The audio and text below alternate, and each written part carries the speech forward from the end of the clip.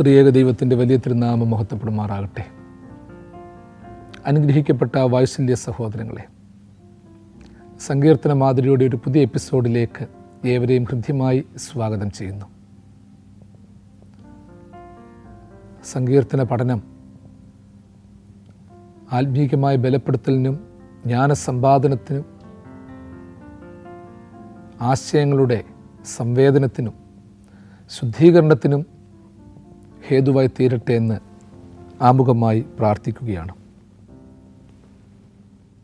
കഴിഞ്ഞ എപ്പിസോഡുകളിൽ 30-ാം സങ്കീർത്തനം നാം ധ്യാനിച്ചു കൊണ്ടിരിക്കുകയായിരുന്നു. 1 മുതൽ 30 വരെയുള്ള സങ്കീർത്തനങ്ങളിൽ 110ഓളം എപ്പിസോഡുകളിലായി വിവിധങ്ങളായ ധ്യാനങ്ങളും ചിന്തകളും ആശയങ്ങളും പഠിക്കുവാനും പങ്കുവയ്ക്കുവാനും ദൈവം തന്ന കരുണയെ നന്ദിയോടെ സ്തോത്രം ചെയ്യുകയാണ്. ഈ എപ്പിസോഡിൽ 30-ാം സങ്കീർത്തനം 6 മുതലുള്ള വാക്യങ്ങൾ നിങ്ങളുടെ മുൻപാകെ സമർപ്പിക്കുന്നു. ഞാൻ ഒരു നാളും കുലുങ്ങിപ്പോകയില്ല എന്ന് എൻ്റെ സുഖകാലത്ത് ഞാൻ പറഞ്ഞു. യഹോവേ, നിൻ്റെ പ്രസാദത്താൽ നീ എൻ്റെ പർവ്വതത്തെ ഉറച്ചു നിൽക്കുമാറാക്കി. നീ നിൻ്റെ മുഖം മറച്ചു, ഞാൻ ഭ്രമിച്ചുപോയി. യഹോവേ, ഞാൻ നിന്നോട് നിലവിളിച്ചു, യഹോവയോട് ഞാൻ യാചിച്ചു. ഞാൻ കുഴിയിൽ ഇറങ്ങിപ്പോയാൽ എൻ്റെ രക്തം കൊണ്ട് എന്ത് ലാഭമുള്ളൂ? ധൂളി നിന്നെ സ്തുതിക്കുമോ? അത് നിൻ്റെ സത്യത്തെ പ്രസ്താവിക്കുമോ? യഹോവേ, കേൾക്കണമേ, എന്നോട് കരുണയുണ്ടാകണമേ. യഹോവേ, എൻ്റെ സഹായകനായിരിക്കണമേ. ആദ്യഘട്ടത്തിൽ ആ വാക്യങ്ങൾ നമുക്ക് അല്പമായി ചിന്തിക്കാം. കഴിഞ്ഞ ആഴ്ച നമ്മൾ പറഞ്ഞു നിർത്തിയത്, സന്ധ്യയിൽ കരച്ചിൽ വന്ന് രാപാർക്കും, ഉഷസ്സിലോ ആനന്ദഘോഷം വരുന്നു. കഴിഞ്ഞ ആഴ്ച നമ്മൾ പങ്കുവെച്ചു, സന്ധ്യാസമയത്ത് ജീവിതത്തിൻ്റെ പ്രത്യേക അനുഭവങ്ങളിൽ കരച്ചിലിൻ്റെയും വേദനയുടെയും അനുഭവങ്ങൾ വന്നാലും ഒരു വെളിച്ചത്തിൻ്റെ ഉദയമുണ്ട്. നമ്മുടെ കർത്താവിൻ്റെ വരവും അവനോടൊപ്പമുള്ള വാസവും ഒരു ദിവ്യ ഉഷസ്സിൻ്റെ അനുഭവമാണ്. അന്ധകാര സമയത്തെ കരച്ചിലുകളെ ദൈവത്തോടൊപ്പമുള്ള പ്രഭാതത്തിൽ, ദൈവത്തോടൊപ്പമുള്ള യാത്രയിൽ, ജീവിതചര്യയിലൂടെ വെളിച്ചമാക്കി തീർക്കുന്ന ഒരു പ്രക്രിയ നമ്മുടെ ജീവിതത്തിലുണ്ടാകണം. അതിനാവശ്യമായ ജീവിതവും പ്രാർത്ഥനയും നമ്മൾ ക്രമീകരിക്കണമെന്ന് കഴിഞ്ഞ ആഴ്ചത്തെ എപ്പിസോഡിൻ്റെ അവസാനമായി നമ്മൾ ധ്യാനിച്ചു. വീണ്ടും പറയുന്നു, ഞാൻ ഒരു നാളും കുലുങ്ങിപ്പോകയില്ല എന്ന് എൻ്റെ സുഖകാലത്ത് ഞാൻ പറഞ്ഞു. സുഖകാലത്ത് ഞാൻ ഒരിക്കലും കുലുങ്ങിപ്പോകയില്ല എന്ന് പറയുകയാണ്. അത് പലപ്പോഴും ദാവീദ് പറഞ്ഞത് മനുഷ്യരുടെ മനോഭാവത്തിൽ ഉണ്ടാകുന്ന ഒരു വിലയിരുത്തലാണ്. ചില കാര്യമുണ്ട്, ചിലപ്പോൾ നമ്മൾ ഭയങ്കര ഓവർ കോൺഫിഡൻസ് ആണ്. ഞാൻ ഒരിക്കലും കുലുങ്ങിപ്പോകയില്ല, എനിക്കൊരിക്കലും പരാജയമുണ്ടാകുകയില്ല, ഒരിക്കലും നാശമുണ്ടാകുകയില്ല, ആരും എന്നെ ചതിക്കത്തില്ല, എല്ലാവരും ഞാൻ പറയുന്നത് പോലെ കേൾക്കും. നമ്മൾ സുഖകാലത്ത് പറയും. ഈ സുഖകാലത്തിൻ്റെ പ്രത്യേകത എന്ന് പറയുന്നത്, ഈ കാലത്തിന് പോലും ചില പ്രത്യേകതയുണ്ട്. ചില പ്രത്യേക കാലങ്ങൾ നമ്മളുടെ പാരമ്പര്യത്തിൽ പറയാറുണ്ട്. ചില കാലം ചൊവ്വാകാലമാണ്, ചൊവ്വാ ദോഷമുണ്ട്, ശനികാലമാണ്, ചിലപ്പോൾ ശുക്രദശയാണ്, ചിലപ്പോൾ ചില ശുക്രദശയിൽ മനുഷ്യന് ഭയങ്കര ശക്തിയാണ്. എന്തും ഞാൻ ചെയ്യും, എന്തും പ്രവർത്തിക്കും, എവിടേക്കും ഞാൻ പോകും, ഭയങ്കരമായ ചില കാര്യങ്ങൾ ഏറ്റെടുക്കാൻ വലിയ കോൺഫിഡൻസ്, വലിയ മനഃശക്തി, എന്ത് കാര്യങ്ങളും ചെയ്യുവാനുള്ള മനക്കരുത്ത്, ഇതൊക്കെ നമുക്കുണ്ടാകും. ഞാൻ ഒരു നാളും കുലുങ്ങിപ്പോകയില്ല എന്നെൻ്റെ സുഖകാലത്ത് ഞാൻ പറഞ്ഞു.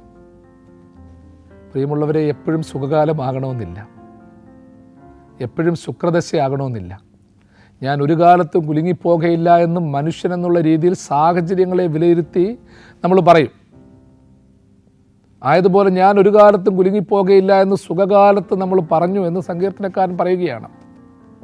അതിൻ്റെ തുടർവാക്യത്തിൽ പറയുന്നത്, ദൈവമേ, നിന്റെ പ്രസാദത്താൽ എൻ്റെ പർവ്വതത്തെ ഉറച്ചു നിൽക്കുമാറാക്കി. നിന്റെ മുഖത്തെ എനിക്ക് മറച്ചു, ഞാൻ ഭ്രമിച്ചു പോയി.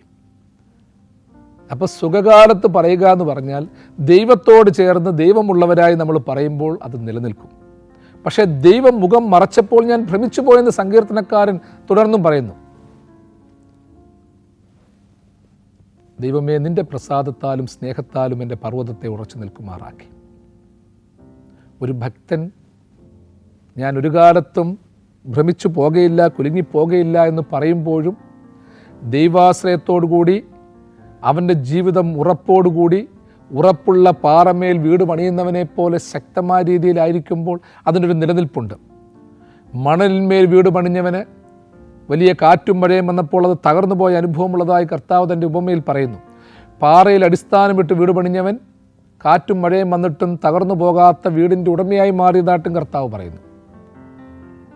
എൻ്റെ സുഖകാലത്ത് നമ്മൾ പലതും പറയും, കുലുങ്ങിപ്പോകയില്ല എന്ന്. ചിലപ്പോൾ നമ്മൾ വിലയിരുത്താറുണ്ട്, അവനെന്ന് അങ്ങനെയാണ് പറഞ്ഞത്. ചില മനുഷ്യരുടെ പ്രത്യേകതകളാണ്. അവർ സുഖിമാന്മാരായിരിക്കുമ്പോൾ, എല്ലാ സാഹചര്യങ്ങളും ഉള്ളപ്പോൾ, അധികാരങ്ങളുള്ളപ്പോൾ പല നിയമങ്ങളും ഉണ്ടാക്കും.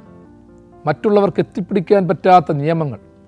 അങ്ങ് ആത്മീയത ഭയങ്കരമായിട്ട് പ്രകടിപ്പിക്കും, ഭക്തി ഭയങ്കരമായിട്ട് പ്രകടിപ്പിക്കും. അത്തരക്കാരെ സംബന്ധിച്ചപ്പോൾ മറ്റുള്ളവരെ ഉൾക്കൊള്ളാൻ പറ്റത്തില്ല. പലപ്പോഴും നമ്മൾ ശ്രദ്ധിക്കുന്ന ഒരു കാര്യമാണ്, കുടുംബജീവിതത്തിൽ ഇടപെടുന്നവർ. അവരുടെ ജീവിതാനുഭവം വ്യത്യസ്തമാണ്. പ്രതിസന്ധികളും പ്രയാസങ്ങളും ഒക്കെ ഒത്തിരിയുണ്ട്, വേദനകൾ ഒത്തിരിയുണ്ട്. ചില സമയത്ത് ചിലരുടെ പ്രാർത്ഥനകൾ കുറഞ്ഞു പോകും, നിലവിളി കുറഞ്ഞു പോകും. ചിലപ്പോൾ ഒരു വാക്ക് പോലും പ്രാർത്ഥിക്കാൻ നമുക്ക് തോന്നിയെന്ന് വരത്തില്ല പ്രിയമുള്ളവരെ. ചില അന്ധകാര ശക്തികളുടെ ചില അന്ധകാര യുഗങ്ങളിലായിരിക്കുമ്പോൾ അങ്ങനെ. അതുകൊണ്ട് പിതാക്കന്മാർ പറഞ്ഞിട്ടുണ്ട്, നീ നീണ്ട പ്രാർത്ഥന പ്രാർത്ഥിച്ചില്ലെങ്കിലും കൊച്ചു പ്രാർത്ഥന, കർത്താവേ എന്നോട് കരുണ തോന്നണമേ, കർത്താവേ എന്നോട് മനസ്സല്യണമേ. പണ്ടുള്ളവർ പറയുന്ന ഒരു സാമാന്യ പ്രയോഗമുണ്ട്. അതായത് വലിയ പ്രാർത്ഥനയൊന്നും പ്രാർത്ഥിക്കാത്ത ഒരു വ്യക്തിയെക്കുറിച്ച് പറയുന്ന ഒരു പ്രയോഗമാണ്, കർത്താവേ മാത്തൻ മലക്കുന്നു. മാത്തനെ സംബന്ധിച്ച് മാത്തച്ഛൻ അതൊരു ഒരു ഒരു ഇമേജിനറി ഫിഗറാണ്. പറയുക അവന് പ്രാർത്ഥന മറ്റൊന്നുമില്ല, അവൻ വേദപുസ്തകം വായിക്കുന്നില്ല, പ്രാർത്ഥിക്കുന്നില്ല, ഒന്നുമില്ല. അവനൊറ്റ പ്രാർത്ഥനയെ പറയുന്നത്, കർത്താവെ മാത്തനിതാ മലക്കുന്നു എന്ന് വെച്ചാൽ അവൻ കൂലിപ്പണി ചെയ്തു, ഭയങ്കരമായ ചുമടെടുപ്പ് നടത്തി, ഒരുപാട് കഷ്ടപ്പാടുകളുണ്ട്. അവനൊന്നു മാത്രമേ പറയുന്നുള്ളൂ, കർത്താവെ മാത്തനിതാ മലക്കുന്നു. മാത്തനിതാ മലക്കുന്നു എന്ന് കർത്താവിനോട് പ്രാർത്ഥിക്കുമ്പോഴും പറയുമ്പോഴും അതും ഒരു പ്രാർത്ഥനയായിട്ട് മാറും. എന്ന് വെച്ചൊരു പ്രാർത്ഥനയും വേണ്ട, അത് മാത്രം മതിയെന്നുമല്ല അർത്ഥം. ചിലപ്പോൾ അങ്ങനെയുള്ള കൊച്ചു വാക്കുകളിൽ പോലും പ്രാർത്ഥനയുടെ തലമുണ്ട്. യേശുവേ സ്തോത്രം, യേശുവേ നന്ദി എന്നൊരു വാക്ക് പറയുമ്പോൾ അതിലും ഒരു വലിയ പ്രാർത്ഥനയുണ്ട്. കുരിയേലായിസോൻ, കർത്താവേ എന്നോട് കരുണ ചെയ്യണമേ. ആ ചുങ്കക്കാരൻ സ്വർഗത്തിലേക്ക് നോക്കുവാൻ തയ്യാറാകാതെ, എനിക്ക് യോഗ്യതയില്ല എന്നുള്ള രീതിയിൽ, കർത്താവെ പാപിയായ എന്നോട് കരുണ ചെയ്യണമേ. ഈ പ്രാർത്ഥനകളിലൊന്നും അതിന് വലിയ ദൈർഘ്യമില്ല, പല ഭാഷകളുടെ ആധിക്യമില്ല, പൊട്ടിത്തെറിക്കലില്ല. ഒറ്റ വാക്ക്, കർത്താവെ എന്നോട് കരുണ ചെയ്യണമേ. ഇവിടെ ഓർത്തോണം പ്രിയമുള്ളവരെ, ഞാൻ ഒരിക്കലും കുലുങ്ങിപ്പോകയില്ല എന്ന് സുഖകാലത്ത് പറഞ്ഞവർ പലരുണ്ട്. പലപ്പോഴും സുഖകാലത്ത് വാഗ്ദാനങ്ങൾ കൊടുത്തവരുണ്ട്. ഞാൻ ജീവനോടുണ്ടെങ്കിൽ നിനക്കൊരു കുഴപ്പവും പറ്റത്തില്ല എന്ന് മറ്റുള്ളവർക്ക് ഉറപ്പ് കൊടുത്തവരുണ്ട്. ഇതൊക്കെ സത്യമാണ്, സ്നേഹം കൊണ്ടായിരിക്കാം, കരുതൽ കൊണ്ടായിരിക്കാം. പക്ഷേ നമ്മൾ ചത്തതിനൊക്കുമേ ജീവിച്ചിരിക്കുമെന്നുള്ള അവസ്ഥയിലേക്ക് പരാജയപ്പെട്ടു പോയെങ്കിൽ നമ്മൾക്ക് മറ്റുള്ളവരെ എങ്ങനെ കരുതാൻ പറ്റും, സഹായിക്കാൻ പറ്റും, സ്നേഹിക്കാൻ പറ്റും? പറ്റത്തില്ല പ്രിയമുള്ളവരെ. അതുകൊണ്ട് എൻ്റെ പർവ്വതത്തെ ദൈവത്തിൽ ഉറച്ചു നിൽക്കുമാറാക്കണം. എൻ്റെ ദൈവം എൻ്റെ നേരെ മുഖം മറച്ചു കഴിഞ്ഞാൽ എന്നെക്കൊണ്ടൊന്നും പറ്റത്തില്ല, ഞാൻ ഭയന്നു പോകും. എൻ്റെ ദൈവത്തിൻ്റെ നോട്ടം എൻ്റെ മേലുള്ളതുകൊണ്ട്, എൻ്റെ ദൈവത്തിൻ്റെ ശ്രദ്ധ എൻ്റെ മേലുള്ളതുകൊണ്ടാണ് ഞാൻ ഉറച്ചു നിൽക്കുമാറാകുന്നത്. അവൻ മുഖമൊന്ന് മാറ്റിക്കഴിഞ്ഞാൽ അതോടെ തീർന്നു പരിപാടിയൊക്കെ. ഇവിടെ സങ്കീർത്തനക്കാരൻ പറയുന്നത്, ദൈവം മുഖം മാറ്റിയപ്പോഴത്തേക്ക് ഞാൻ ഭയന്നുപോയി, ഞാൻ ഭ്രമിച്ചുപോയി. ഇന്ന് ജീവിതത്തിലെ ഓരോ ഭ്രമങ്ങളുടെയും പരിഭ്രമങ്ങളുടെയും പിന്നിലുള്ളത്, ഇളക്കങ്ങളുടെ പിന്നിലുള്ളത് ദൈവത്തിൻ്റെ മുഖം മാറുന്നതാണെന്ന് ഓർത്തോണം. ദൈവം നമ്മളോടുകൂടിയൊക്കെ ഉള്ളപ്പോൾ നമ്മൾ ഹീറോകളാണ്, ദൈവം കൂടെ ഇല്ലെങ്കിൽ നമ്മൾ സീറോകളാണ്. പണ്ടത്തെ ഒരു പാട്ടുണ്ട്, ഞാനൊരു പാവം സീറോ, വിലയില്ലാത്തൊരു സീറോ, ഞാനൊരു പാവം വിലയില്ലാത്തൊരു സീറോ, സീറോ സീറോ, ഒന്നെന്നുള്ളൻ ക്രിസ്തു എന്നുടെ ഉള്ളിൽ വന്നാൽ വിലയേറുന്നൊരു ഹീറോ, ഞാനൊരു ഹീറോ ഹീറോ ഹീറോ. പണ്ട് വെക്കേഷൻ ബൈബിൾ സ്കൂളിൽ പഠിച്ചൊരു പാട്ടാണ്, കൊച്ചു പിള്ളേരെ കൊച്ചായിരുന്നപ്പോൾ പാടി നടന്നൊരു പാട്ടാണ്. ക്രിസ്തു എന്നിൽ വന്നാൽ, ദൈവം എന്നിൽ വന്നാൽ ഞാനൊരു ഹീറോയാണ്. ദൈവത്തിൻ്റെ മുഖം എന്നിൽ നിന്ന് മറയ്ക്കാനിടയാകണം. അപ്പോൾ ദൈവം മുഖം നോക്കിക്കൊണ്ടിരിക്കുമ്പോൾ ഒരുപാട് പ്രയാസങ്ങളിലൂടെയൊക്കെ നമ്മൾ കടന്നു പോകേണ്ടി വരും, ഒരുപാട് ഭയക്കേണ്ടത് വരും. പക്ഷേ അത് നമുക്കൊരു വലിയ സ്ഥിരതയാണ്. കോഴി തൻ്റെ കുഞ്ഞുങ്ങളെ വളർത്തുമ്പോൾ ആ തള്ളക്കോഴിയുടെ ചിറകിൻ്റെ അടിയിലാണ് കുഞ്ഞുങ്ങളിരിക്കുന്നത്. ഒരു വഴി വിട്ടു മാറാൻ പോലും തള്ളക്കോഴി സമ്മതിക്കത്തില്ല. ചിലപ്പോൾ ഒരു കൊത്തൊക്കെ കൊടുക്കും. മാറിപ്പോകുന്ന കോഴിക്കുഞ്ഞുങ്ങളെ പരുന്തോ കഴുകനോ കാക്കയോ കൊത്തിക്കൊണ്ട് പോകും. അതായത് ഓർത്തുകൊള്ളണം പ്രിയമുള്ളവരെ, ദൈവത്തിൻ്റെ നോട്ടമാകുന്ന, ദൈവത്തിൻ്റെ മുഖമാകുന്ന, ദൈവത്തിൻ്റെ ശാസനയാകുന്ന ആ ഒരു സർവേലൻസിൽ, ആ ഒരു ഡിസിപ്ലിനിൽ നിങ്ങൾ ഞാനും പോകുമ്പോൾ വലിയൊരു സുരക്ഷിതത്വമുണ്ട്. നിങ്ങളുടെ മാതാപിതാക്കൾ നിങ്ങളെ ശാസിച്ചെന്ന് വരും. നിങ്ങളുടെ പുറകെ എപ്പോഴുമുണ്ട്. പഠിക്കുന്നോന്ന് നോക്കും, വായിക്കുന്നോന്ന് നോക്കും, എപ്പോഴാണ് കിടക്കുന്നതെന്ന് ഇടയ്ക്കിടയ്ക്കൊക്കെ വന്ന് നോക്കിക്കൊണ്ടിരിക്കും. ചിലപ്പോൾ ഒളിഞ്ഞു നോക്കിക്കൊണ്ടിരിക്കും. ചിലപ്പോൾ നിങ്ങൾക്കതൊരു ബാധ്യതയാണ്. ഞാൻ ഇത്രയൊക്കെ വളർന്നു, എന്തിനാണ് നോക്കുന്നത്? ചിലപ്പോൾ മാതാപിതാക്കൾ നമ്മളുടെ സാധനങ്ങളൊക്കെ നോക്കും, അടുക്കിപ്പറക്കാൻ കയറി വരും. ചിലർക്കൊന്നും അത് ഇഷ്ടമല്ല. പ്രിയമുള്ളവരെ, ആ ഒരു നോട്ടത്തിൻ്റെയും കരുതലിൻ്റെയും ആവശ്യം നമുക്ക് അത്യാവശ്യമാണ്. നമ്മൾ കഴിച്ചുകൊണ്ടിരിക്കുമ്പോൾ ചിലപ്പോൾ കൂട്ടാനൊക്കെ വിളമ്പിയിട്ട് തരും. നമ്മൾ ദേഷ്യപ്പെടും, എന്തിനാ എനിക്ക് ഇഷ്ടമില്ലാത്ത കൂട്ടാൻ വിളമ്പിയിട്ട് തന്നെ നമ്മൾ ചോദിച്ചെന്നിരിക്കും. ഈ കറി എന്തിനാണ് ഒഴിച്ചത്, ആ തോരൻ എന്തിനാണ് ഇട്ട് എന്നൊക്കെ ചോദിച്ചെന്നിരിക്കും. അങ്ങനെ ഒരു കരുതൽ ആവശ്യമാണ്. മോനെ നീ എവിടെയാണ് ഇത്രയും നേരമായിട്ട് കണ്ടില്ലല്ലോ എന്നൊരു ഫോൺ വിളി വന്നെന്നിരിക്കും. ചിലപ്പോൾ ആ ഫോൺ കോൾ എടുക്കാൻ പോലും നമുക്ക് മടിയാണ്. അടുത്തിടയ്ക്ക് ഞാൻ ഒരു സോഷ്യൽ മീഡിയയിൽ വായിച്ചൊരു കഥ. ഒരു മകൻ തൻ്റെ കൂട്ടുകാരുമായി വലിയൊരു ആഘോഷത്തിൽ ഇടപെട്ടുകൊണ്ടിരിക്കുകയാണ്. അതിൻ്റെ ഇടയ്ക്ക് കോളുകൾ വരുന്നു. ആദ്യത്തെ കോൾ അമ്മയുടെ കോളാണ്.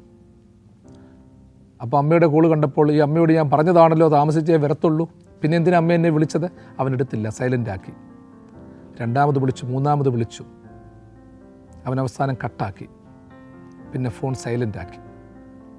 സൈലൻ്റാക്കി കഴിഞ്ഞിട്ട് അവൻ ആഘോഷങ്ങളൊക്കെ നടത്തി.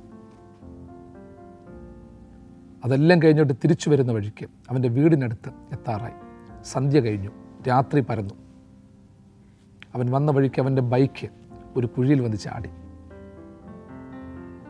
കാലിൽ മുറിവുണ്ടായി. അവൻ മറിഞ്ഞു വീണു. എന്നിട്ട് എഴുന്നേറ്റ് വലിയ ദേഷ്യത്തോടെ അവൻ വീട്ടിലേക്ക് കടന്നു ചെല്ലുകയാണ്. അവനെ കാത്തവൻ്റെ അപ്പനും അമ്മയുമുണ്ട്. അവൻ്റെ കാലിലൂടെ ചോര ഒലിക്കുന്നുണ്ട്, നല്ല നീറ്റലുമുണ്ട്. അപ്പം അമ്മ അവനോട് പറഞ്ഞു, മോനെ ഞാൻ ഒത്തിരി തവണ നിന്നെ വിളിച്ചു. അപ്പനും പറഞ്ഞു, ഞാൻ ഒത്തിരി തവണ നിന്നെ വിളിച്ചു, നീ എടുത്തില്ലല്ലോ. അവിടെ റോഡ് മുറിച്ചിട്ടേക്കുമായിരുന്നു, അത് നിന്നോടൊന്ന് പറയാൻ വേണ്ടിയായിരുന്നു ഞാൻ ഇത്രയും നേരം വിളിച്ചത്. നീ വരുമെന്ന് പറഞ്ഞ സമയം അത്രയും അപ്പൻ വന്ന് അവിടെ വന്നൊരു വെളിച്ചവുമായിട്ട് വന്ന് കാത്തു നിൽക്കുകയായിരുന്നു, ഒരു ടോർച്ചുമായിട്ട് കാത്തു നിൽക്കുകയായിരുന്നു. ഒരു സമയം കഴിഞ്ഞപ്പോൾ ക്ഷീണിതനായി അപ്പൻ കയറി വന്നതേ ഉള്ളൂ.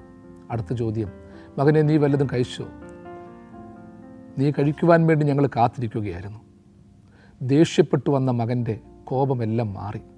അവൻ്റെ കാലിലെ നീറ്റിലേക്കാളും തൻ്റെ അപ്പൻ്റെ അമ്മയുടെയും വാക്കുകളെ ധിക്കരിച്ചു, അവർക്ക് വില കൊടുത്തില്ലല്ലോ എന്നുള്ള ചിന്ത അവൻ്റെ മനസ്സിനെ നൊമ്പരപ്പെടുത്തി എന്നുള്ളൊരു ചിന്ത ഈ അടുത്തിടയ്ക്ക് ഞാൻ വായിച്ചു. നമ്മുടെയൊക്കെ ജീവിതത്തിൽ ഇത് അനുദിനം കണ്ടുകൊണ്ടിരിക്കുകയാണ്. ദൈവത്തിൻ്റെ മുഖം മറച്ചപ്പോൾ ഞാൻ ഭ്രമിച്ചു പോയെന്ന് സങ്കീർത്തനക്കാരൻ പറയുമ്പോൾ, ദൈവത്തിൻ്റെ മുഖവും നോട്ടവും വേണം, ദൈവത്തിൻ്റെ ഡിസിപ്ലിൻ എന്നോടൊപ്പം വേണം, അവൻ്റെ മന്ദിരത്തിൽ ഞാൻ ആയിരിക്കണം. അതോടൊപ്പം തന്നെ ദൈവത്തിൻ്റെ നോട്ടം മറച്ചപ്പോൾ ഞാൻ ഭ്രമിച്ചു പോയെങ്കിൽ നമ്മൾ നോക്കുകയും കരുതുകയും ചെയ്യേണ്ടവരൊക്കെ ഉണ്ട്. ചിലരുടെ പിന്നാലെ നമ്മൾ പോകണം. നിങ്ങളുടെ മക്കൾ എത്ര വേണ്ടാന്ന് പറഞ്ഞാലും പ്രിയപ്പെട്ട സഹോദര സഹോദരി, നിങ്ങൾ കഴിവുള്ളിടത്തോളം അവരെ ശ്രദ്ധിക്കണം. നിങ്ങളല്ലെങ്കിൽ പിന്നെ അവരെ ആരാ നോക്കുന്നത്? പ്രിയപ്പെട്ട മക്കളെ, നിങ്ങളുടെ മാതാപിതാക്കളെ നോക്കണം. നിങ്ങൾ നോക്കിയില്ലെങ്കിൽ അവരെ പിന്നീട് ആരാ നോക്കുന്നത്? ആരാ കരുതുന്നത്? നിങ്ങൾക്ക് വേണ്ടി ചോര പൊടിയുന്ന മനസ്സുമായിട്ട് അവർ കാത്തിരിക്കുകയാണ്. പരസ്പരം ഈ നോട്ടമില്ലെങ്കിൽ ജീവിത പ്രതിസന്ധികളിൽ ഭ്രമിച്ചു പോകുമെന്നുള്ളതിന് യാതൊരു സംശയവുമില്ല. വീണ്ടും പറയുന്നു, ഞാൻ കുഴിയിൽ ഇറങ്ങിപ്പോയാൽ എൻ്റെ രക്തം കൊണ്ട് എന്ത് ലാഭമുള്ളൂ? ധൂളി നിന്നെ സ്തുതിക്കുമോ? നിന്റെ സത്യത്തെ അത് പ്രസ്താവിക്കുമോ?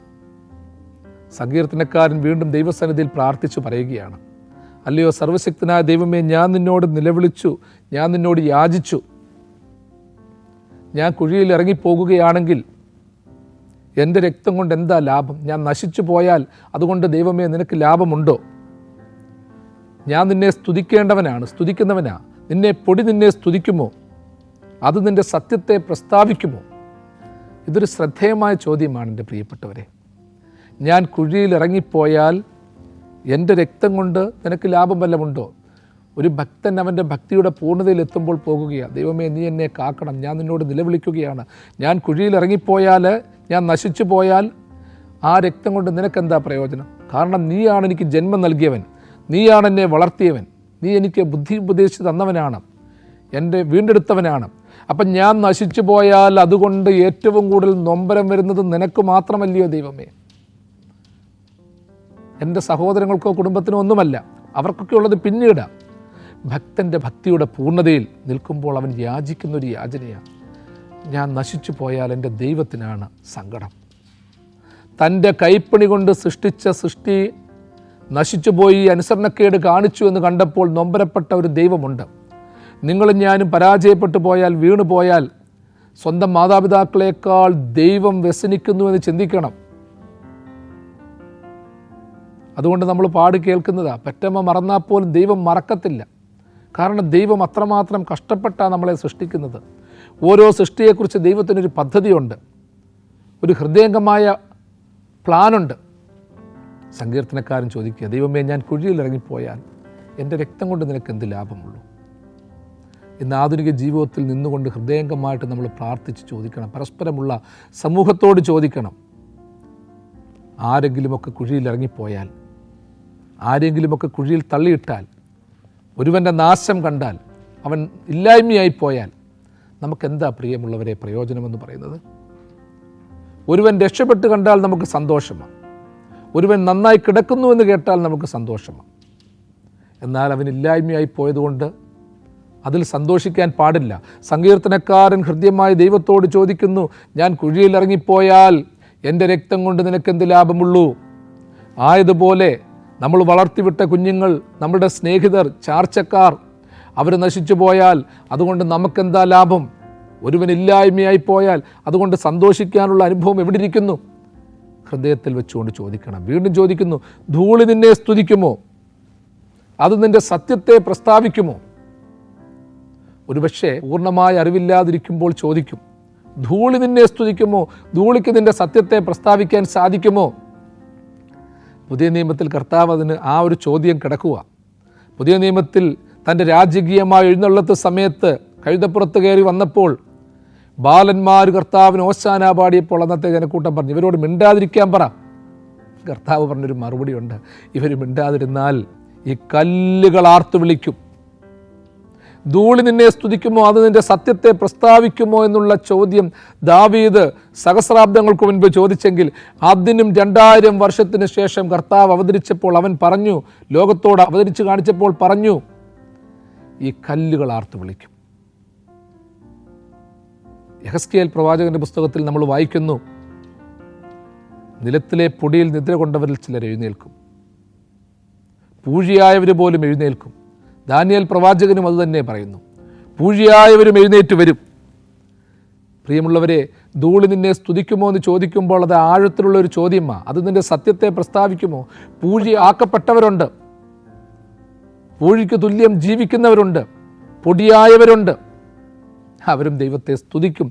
ധൂളി നിന്നെ സ്തുതിക്കുമോ? കരിങ്കല്ല് പോലെ കഠിനമുള്ള കല്ലുകൾ ദൈവത്തെ സ്തുതിക്കുമെങ്കിൽ ആർത്ത് വിളിക്കുമെന്ന് തമ്പുരാൻ പറഞ്ഞെങ്കിൽ, പ്രിയമുള്ളവരെ, ഇന്ന് ദൈവത്തിൻ്റെ ഓരോ സൃഷ്ടിയും ദൈവത്തെ സ്തുതിക്കുന്ന തലത്തിൽ മാറിക്കൊണ്ടിരിക്കുകയാണ്. ഒരു കാറ്റ് വീശുമ്പോൾ, ഒരു വൃക്ഷത്തിൻ്റെ ദലമർമ്മരങ്ങൾ കൂട്ടിമുട്ടുമ്പോൾ ആ ശബ്ദം കേൾക്കുമ്പോൾ ഇതിലെല്ലാം ഒരു ദൈവസ്തുതിയുണ്ട്. നമ്മൾ മാത്രമല്ല ദൈവത്തെ സ്തുതിക്കുന്നത്. ഒരു വിശ്വാസി ഹൃദയംഗമായിട്ട് ചിന്തിക്കണം, ഭൗതികനായ ഞാൻ മാത്രം എൻ്റെ ദൈവത്തെ സ്തുതിക്കുന്നു എന്ന് ചിന്തിക്കരുത്. ദൈവത്തെ സ്തുതിക്കുവാൻ അതിനപ്പുറമായ ഒരുപാട് കാര്യങ്ങളുണ്ട്. കേവലം നിലത്തെ പൊടിയിൽ നിന്ന് പോലും എഴുന്നേറ്റു വന്ന് ദൈവത്തെ സ്തുതിക്കുന്ന അനുഭവമുണ്ട്. ധൂളി നിന്നെ സ്തുതിക്കുമോ? അത് നിൻ്റെ സത്യത്തെ പ്രസ്താവിക്കുമോ എന്നുള്ള ചോദ്യം സംശയാസ്പദമായി സങ്കീർത്തനക്കാരൻ ചോദിച്ചെങ്കിൽ ഇന്ന് നമ്മുടെ ജീവിതത്തിൽ നമ്മൾ കണ്ടുകൊണ്ടിരിക്കുകയാണ്. ധൂളിയായവർ ദൈവത്തെ സ്തുതിക്കുന്നുണ്ട്, പൊടി പോലും യോജിച്ച് ദൈവത്തെ മഹത്വപ്പെടുത്തുന്നുണ്ട്. ദൈവം ധൂളിയിൽ നിന്ന് മനുഷ്യനെ സൃഷ്ടിച്ചു എന്ന് നാം ഓർക്കണം, അതും പഠിക്കണം. ധൂളിയെ, വെറും പൊടിയെ, നിലത്തെ മണ്ണിനെ ദൈവം കുഴച്ച് തൻ്റെ രൂപത്തിൽ സൃഷ്ടിച്ച് അതിന് ജീവശ്വാസം കൊടുത്തു. അപ്പോൾ അതിലൊരാശയം കൂടി മറഞ്ഞു കിടക്കുകയാണ്. ധൂളി നിന്നെ സ്തുതിക്കുമോ എന്ന് പറയുമ്പോൾ അവൻ സ്വയമായി പറയുകയാണ്, സമ്മതിക്കുകയാണ്, ദൈവമേ, ധൂളിയായിരുന്ന എനിക്ക് രൂപം നൽകി, ഭാവം നൽകി, നിൻ്റെ സത്യത്തെ പ്രസ്താവിക്കുവാൻ തക്കവണ്ണം നീ ആക്കി വെച്ചിട്ടുണ്ടെങ്കിൽ നിൻ്റെ കരുണ വലുതാണ്. ഇനി നമ്മുടെ ചുറ്റിൽ ധൂളി സമാനമായ ഒരുപാട് പേരുണ്ട്. പൊടിയെപ്പോലാക്കപ്പെട്ട ഒരുപാട് പേരുണ്ട്. ഏഴയും കൃമികളുമാക്കി മാറ്റപ്പെട്ടവരുണ്ട്. അവർ സ്തുതിക്കുമോ എന്നുള്ളതിന് മറുപടിയായി നമ്മൾ മറുപടി കൊടുക്കണം. ദൈവം പറഞ്ഞ മറുപടി പോലെ അവരും സ്തുതിക്കും, അത് സത്യത്തെ പ്രസ്താവിക്കും. വീണ്ടും, യഹോവയെ കേൾക്കണമേ, എന്നോട് കരുണയുണ്ടാകണമേ, യഹോവേ എൻ്റെ സഹായകനായിരിക്കണമേ. ഓരോ വാക്കുകളും ആവർത്തിച്ച് പറയുകയാണ്. ഇതെല്ലാം നമ്മുടെ ജീവിതത്തിൽ നമ്മൾ പ്രാർത്ഥിക്കണം കേട്ടോ. ഒത്തിരി പ്രാർത്ഥനകളുടെ ശബ്ദം നഷ്ടപ്പെടുമ്പോഴും ഇതൊക്കെ എടുത്തു വെച്ച് നമ്മൾ വായിക്കണം. എൻ്റെ ദൈവമേ, നീ കേൾക്കണം, എന്നോട് കരുണയുണ്ടാകണം, എൻ്റെ സഹായകനായിരിക്കണം, എൻ്റെ സഹായത്തിനായി വേഗം വരണം. പൗരസ്ത്യ സുറിയാനി സഭകളിലെ ആരാധനകളിൽ ഈ വരികളൊക്കെയുണ്ട്. നീ എൻ്റെ സഹായകനാകണം. പാപപരിഹാരം നൽകുന്നവനും വെടിപ്പാക്കുന്നവനും എന്ന് തുടങ്ങുന്ന പ്രൊമ്യൂൻ പ്രാർത്ഥനയിൽ ഇതെല്ലാം പ്രാർത്ഥനകളായിട്ട് രേഖപ്പെടുത്തിയിട്ടുണ്ട്. പിതാക്കന്മാർ പ്രാർത്ഥനകളും കൂദാശകളും ആരാധനകളും ഒക്കെ ക്രമീകരിച്ചപ്പോൾ അതെല്ലാം തന്നെ വേദാധിഷ്ഠിതമായിട്ടാണ്. ദൈവത്തെ സ്തുതിക്കുവാനുള്ള വരികൾ വേദപുസ്തകത്തിൽ നിന്നെടുത്തു, യാചനകൾ വേദപുസ്തകത്തിൽ നിന്നെടുത്തു. അപ്പോൾ ഓരോന്നും ഓരോരോ പ്രാർത്ഥനകളും ആരാധനകളുമാക്കി മാറ്റപ്പെടുകയാണ്. അതുകൊണ്ട് ആരാധനകളെ ഒന്നും നിസ്സാരവൽക്കരിക്കാൻ പാടില്ല. വീണ്ടും പറയുന്നു, നീ എൻ്റെ വിലാപത്തെ എനിക്ക് നൃത്തമാക്കി തീർത്തു, നീ എൻ്റെ പരുക്കൻ വസ്ത്രം അഴിച്ചെന്നെ സന്തോഷമുടിപ്പിച്ചിരിക്കുന്നു. അതെ, രട്ടുവസ്ത്രമുരിച്ച് സന്തോഷമുടിപ്പിച്ചിരിക്കുന്നു. വിലാപത്തെ നൃത്തമാക്കി തീർത്തു. വിലപിച്ചിരിക്കുന്നവരെ കൊണ്ട് നൃത്തം ചെയ്യിപ്പിക്കുന്ന ഒരു ദൈവമുണ്ട്. നീ എഴുന്നേറ്റ് നടക്കത്തില്ല എന്ന് പറഞ്ഞിട്ട് നിന്നെ നടത്തിയ ദൈവമുണ്ട്. നീ കരഞ്ഞുകൊണ്ടിരുന്നപ്പോൾ നിന്റെ കരച്ചിലിനെ നിന്ദിച്ചവരുണ്ട്, നിന്റെ ജീവിതത്തെ ദുഷിച്ചവരുണ്ട്. പക്ഷേ പ്രിയപ്പെട്ടവനെ, നീ ഇന്ന് നൃത്തം ചെയ്യുന്നുണ്ട്. നിന്റെ നൃത്തം താളാത്മകമാകണം. വിലാപത്തെ നൃത്തമാക്കി തീർത്തു എന്ന് പറയുമ്പോൾ വിലാപത്തിൽ നിന്ന്, നിലവിളിയിൽ നിന്ന് കടന്നു വരുന്നവൻ തോന്നുന്ന രീതിയിലുള്ള നൃത്തമല്ല. അതിൻ്റെ താളമറിഞ്ഞ്, അതിൻ്റെ ലയമറിഞ്ഞ്, ശ്രുതി അറിഞ്ഞ്, പാട്ടുകൾക്കനുസൃതമായി താളാത്മകമായി നൃത്തം വയ്ക്കണം. അത് ദ്രുതതാളമല്ല, സൗമ്യതയുടെ താളം. ഒരു നൃത്തക്കാരൻ അവൻ നൃത്തം അർപ്പിക്കുന്നത് എത്രമാത്രം ട്രെയിൻ ചെയ്തിട്ടാണ്. അതിൻ്റെ പിന്നിൽ എന്തെല്ലാം ബാക്ക്ഗ്രൗണ്ട് സംവിധാനങ്ങളുണ്ട്, മ്യൂസിക്കൽ ഇൻസ്ട്രുമെൻറ്റ്സ് ഉണ്ട്, ആരുടെയൊക്കെ പിന്തുണയുണ്ട്. എൻ്റെ വിലാപത്തെ നീ എനിക്ക് നൃത്തമാക്കി തീർത്തു എന്ന് പറയുമ്പോൾ ആ നൃത്തം ചെയ്യാൻ പഠിക്കണം. ചുമ്മാ കാറിക്കൂവുന്നതല്ല, നൃത്തം ചെയ്യാൻ പഠിക്കണം. മറ്റുള്ളവരോട് ചേരണം, മറ്റുള്ളവരുടെ ഭാവങ്ങൾ ഉൾക്കൊള്ളണം. കേൾവിക്കാർക്ക്, കാഴ്ചക്കാർക്ക് അത് അനുഭൂതിയാക്കി മാറ്റണം. അതെ, ഞാൻ അനുഭവിച്ച ദുഃഖങ്ങളിൽ നിന്ന് സന്തോഷത്തിലേക്ക് ഞാൻ വരുമ്പോൾ ഞാൻ സ്വയം ആളാകാൻ ശ്രമിക്കരുത്. എന്നെക്കുറിച്ച് കൊട്ടിഘോഷിക്കരുത്. നീ എൻ്റെ നൃത്തത്തെ എനിക്ക് വിലാപമാക്കി തീർത്തു എന്ന് പറയുമ്പോൾ അതിന് നാട്യശാസ്ത്രത്തിൽ പറയുന്ന രീതികൾ ഓർക്കണം, എല്ലാം ഓർത്തോണം. അതിൻ്റെ ഡിസിപ്ലിൻ ഓർക്കണം, അതിൻ്റെ സമയം പാലിക്കണം, അതിൻ്റെ പാട്ടുകൾ പഠിക്കണം. കണ്ണുകളിലും കാലുകളിലും ഒക്കെ കരചലനങ്ങൾ, പാദചലനങ്ങൾ ശ്രേഷ്ഠമായി തീരണം. യഥാർത്ഥ ആരാധനയും യഥാർത്ഥ കൂദാശയും ഒക്കെ ഇതാണ്. വിലാപത്തിൽ നിന്നും ദൈവത്തെ ആരാധിക്കുമ്പോൾ ഒരു നൃത്തം ചെയ്യുന്ന വ്യക്തിത്വത്തെ പോലെ എല്ലാ കാര്യങ്ങളും പാലിച്ച് മനസ്സ് നിറഞ്ഞ് സ്തുതിക്കണം. ഒരു പരാതിയോ പരിഭവമോ വെച്ചുകൊണ്ടല്ല, ആടിത്തീർക്കണം. ആടിത്തീർക്കുക എന്ന് വെച്ചാൽ അതൊരു വ്രതമാണ്. ഒരു നല്ല നൃത്തക്കാരൻ, നൃത്തക്കാരി വ്രതത്തോടെ അത് പഠിച്ച് ശ്രദ്ധേയമായി ചിട്ടപ്പെടുത്തിയിട്ടുള്ള പാഠങ്ങൾ അനുഷ്ഠിച്ച് നൃത്തം ചെയ്യുന്നത് പോലെ വേദപുസ്തകവും പാരമ്പര്യങ്ങളും പിതാക്കന്മാരുടെ ജീവിതവും കണ്ണുനീരുകളുമൊക്കെ ഉൾക്കൊണ്ടുകൊണ്ട് ജീവിതത്തെ ആത്മീകമായ നൃത്തമാക്കി തീർക്കണം, സന്തോഷകരമായ നൃത്തമാക്കി തീർക്കണം. എൻ്റെ വിലാപത്തിൽ നിന്ന് മറ്റുള്ളവർ കേൾക്കുന്ന വിലാപസ്വരത്തേക്കാൾ ഉപരി അവൻ്റെ ജീവിതത്തെ സന്തോഷിപ്പിക്കുന്ന ഒരു അനുഭവം നാം സൃഷ്ടിക്കണം. അങ്ങനെ വരുമ്പോൾ നീ എൻ്റെ പരുക്കൻ വസ്ത്രമൊക്കെ അഴിച്ച് എന്നെ ആനന്ദ വസ്ത്രം നീ ഉടുപ്പിച്ചു. ഞാൻ മൗനമായിരിക്കാതെ നിനക്ക് സ്തുതി പാടേണ്ടതിന് എൻ്റെ ദൈവമായ യഹോവേ, ഞാൻ എന്നേക്കും നിനക്ക് സ്തോത്രം ചെയ്യും. അതെ, ദൈവത്തിൻ്റെ ആനന്ദ വസ്ത്രം എന്നെ നിങ്ങളെ ദൈവം ധരിപ്പിച്ചിട്ടുണ്ട്. നിങ്ങളും ഞാനും പല വസ്ത്രം ധരിച്ചെങ്കിൽ തന്നെയും ദൈവം ധരിപ്പിച്ചിരിക്കുന്ന ഒരു വസ്ത്രമുണ്ട്. അതിൻ്റെ അളവുണ്ട്, അതിൻ്റെ തയ്യലുണ്ട്, അതിൻ്റെ തുണിയുണ്ട്. ഓർത്തോണം, പല ജീവിത സാഹചര്യങ്ങൾ കൊണ്ട് പരുക്കൻ വസ്ത്രം നമ്മൾ ധരിച്ചിരിക്കുകയാണ്. ചിരിക്കാൻ മറന്നുപോയവർ, കരയാൻ മറന്നുപോയവർ, മുഖത്ത് സന്തോഷഭാവമില്ലാത്തവർ, അങ്ങനെ പലവിധമായ വേഷങ്ങളും വസ്ത്രങ്ങളും നമ്മൾ ധരിച്ചിട്ടുണ്ട്. ചെല്ലുന്ന സാഹചര്യങ്ങൾക്കനുസരിച്ച് നമ്മൾ വസ്ത്രം മാറി മാറി ധരിച്ചിട്ടുണ്ട്. ഭാവങ്ങൾ മാറിയിട്ടുണ്ട്. വേഷങ്ങൾ ജന്മങ്ങൾ, വേഷം മാറാ നിമിഷങ്ങൾ, നാം അറിയാതെ ആടുകയാണ് ഈ ജീവിത വേഷം എന്നുള്ള പാട്ടുപോലെ പലരുടെയും ഇഷ്ടത്തിനനുസരിച്ച് വസ്ത്രം ധരിച്ചിട്ടുണ്ട്. ചെറുതും വലുതുമായ വസ്ത്രം ധരിച്ചിട്ടുണ്ട്. നമുക്ക് യുക്തമായ വസ്ത്രം ഏതാണെന്ന് ദൈവത്തിനറിയാം. സന്തോഷ വസ്ത്രം. ദൈവം തരുന്നത് ഭൗതികതയുടെ വസ്ത്രമല്ല, ഒരു സന്തോഷ വസ്ത്രം. വസ്ത്രത്തിൽ കിടന്ന്, പരുക്കൻ വസ്ത്രത്തിൽ കിടന്ന്, ജീവിത സാഹചര്യങ്ങളിൽ കിടന്ന് നിരാശയോടുകൂടിയ അനുഭവത്തിൽ നിന്ന് ദൈവം അത് മാറ്റി നമ്മൾ തന്നെ തിരഞ്ഞെടുത്ത ഒരുപാട് പരുക്കൻ വസ്ത്രങ്ങളുണ്ട്. പലതിൽ നിന്ന് മാറി നിൽക്കാനുള്ള ഭാവങ്ങളും രൂപങ്ങളുമുണ്ട്. ദൈവം തരുന്നൊരു നല്ല വസ്ത്രം, സന്തോഷത്തിൻ്റെ വസ്ത്രം.